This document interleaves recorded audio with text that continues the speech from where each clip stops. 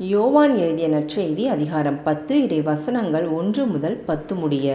நான் உறுதியாக உங்களுக்கு சொல்கிறேன், ஆட்டுக்கொட்டிலில் வாயில் வழியாக நுழையாமல் வேறு வழியாக ஏறி குதிப்போர் திருடர் அல்லது கொள்ளையராய் இருப்பர். வாயில் வழியாக நுழைபவர் ஆடுகளின் ஆயர். அவருக்கே காவலர் வாயிலை திறந்து விடுவார். ஆடுகளும் அவரது குரலுக்கே செவிசாய்க்கும். அவர் தம்முடைய சொந்த ஆடுகளை பெயர் சொல்லி கூப்பிட்டு வெளியே கூட்டி செல்வார். தம்முடைய சொந்த ஆடுகள் அனைத்தையும் வெளியே ஓட்டி வந்த பின் அவர் அவற்றிற்கு முன் செல்வார். ஆடுகளும் அவரை பின்தொடரும், ஏனெனில் அவரது குரல் அவற்றுக்கு தெரியும். அறியாத ஒருவரை அவை பின்தொடரா.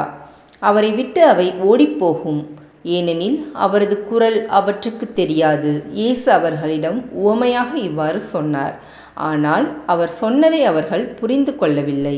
மீண்டும் இயேசு கூறியது, உறுதியாக உங்களுக்கு சொல்கிறேன், ஆடுகளுக்கு வாயில் நானே. எனக்கு முன்பு வந்தவர் அனைவரும் திருடரும் கொள்ளையருமே.